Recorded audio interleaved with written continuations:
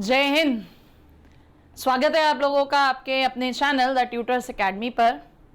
और जैसा कि आज आप थंबनेल यहाँ देख रहे हैं, पेपर क्लियर करने के लिए क्या छोड़ना है, ये एक ऐसी बात है जो आपको कोई नहीं बताएगा। सब बताएंगे इतना करके आओ, ये करो वो करो, है ना। लेकिन यहाँ आज एक ऐसी बात मैं आपको बताने वाली हूँ जिसको लेकर बहुत सारे बच्चे कंफ्यूज रहते हैं जब तक कि उनका एग्जामिनेशन पेपर उनके हाथ में ना आ जाए। बच्चा क्या करता है, मोस्टली पेपर उठाया, सवाल पढ़ा और पहले से उसे सॉल्व करना स्टार्ट कर देता है।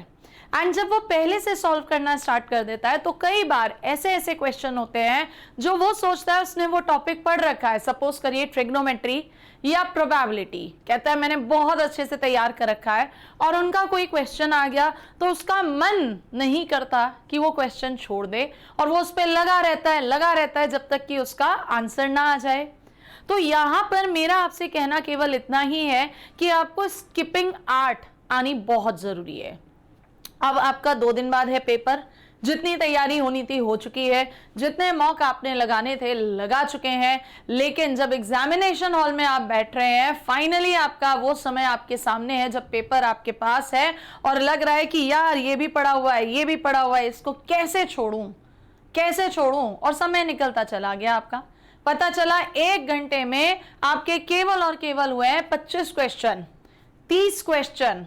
क्योंकि मैं बच्चों से सुनती हूं पिछले लास्ट कुछ सालों से, बच्चे यही शिकायत कहते हैं कि 1 घंटे में तो इतने ही सवाल हुए, जैसे ही मैम 1 घंटा और फिर स्पीड बढ़ाई तो पता चला लास्ट में जो इजी सवाल थे वो मेरे छूट गए। तो पेपर क्लियर करने के लिए क्या छोड़ना है, मैं फिर इसी टॉपिक पर लौट के आ रही हूं। आप देखो, कोई भी बच्चा है वो अपने कुछ यूनिट स्ट्रॉन्ग करके गया होगा, कुछ यूनिट्स वीक होंगी, और कुछ ऐसे भी होंगे जो आपने बिल्कुल भी पढ़े ही नहीं होंगे, क्योंकि हर एक बच्चा हर टॉपिक में हर चैप्टर में एक्सपर्ट नहीं हो सकता।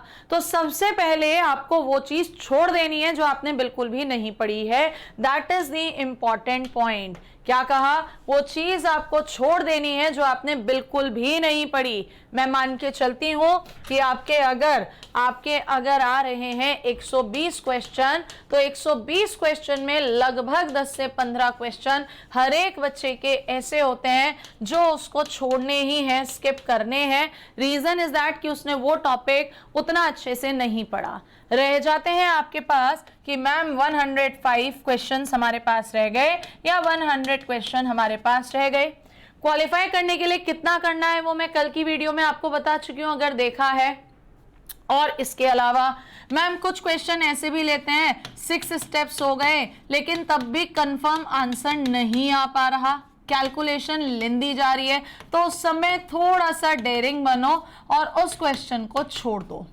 बस मेरा एम्फेसाइज इस वीडियो के माध्यम से आप लोगों को केवल इतना कहना है कि हर क्वेश्चन को अटेम्प्ट करने के चक्कर में मत पड़ना। जो क्वेश्चन बिल्कुल आउट ऑफ द बॉक्स लगे कि हमने नहीं पढ़ रखा, या जो क्वेश्चन 7 to 8 स्टेप्स जा रहा है फिर भी कंफ्यूजिंग है, क्लियर कट नहीं आ रहा, be confident, be daring and skip, छोड़ दीजिए।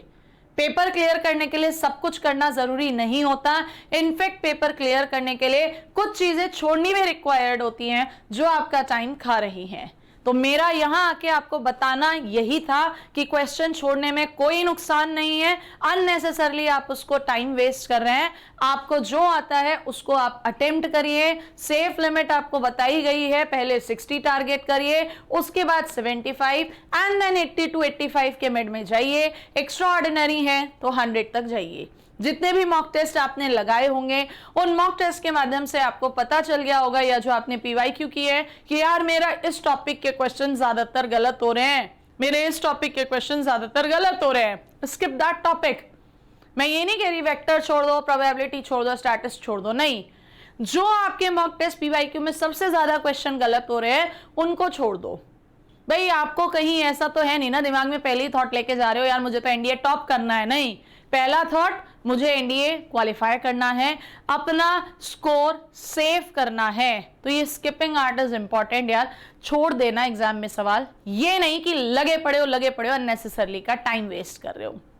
लास्ट मोमेंट है, बस इतना ही मेरा कहना था कि जब भी कोई सवाल नहीं लग रहा है छोड़ दो और आगे बढ़ जाओ। ऑल दी बेस्ट, अच्छे से करके आओ। एंड सवाल छोड़ने वाली बात याद रखना कि सिलेक्शन लेना है तो कुछ क्वेश्चंस छोड़ने पड़ेंगे। टिल देन बाय बाय, जय हिंद।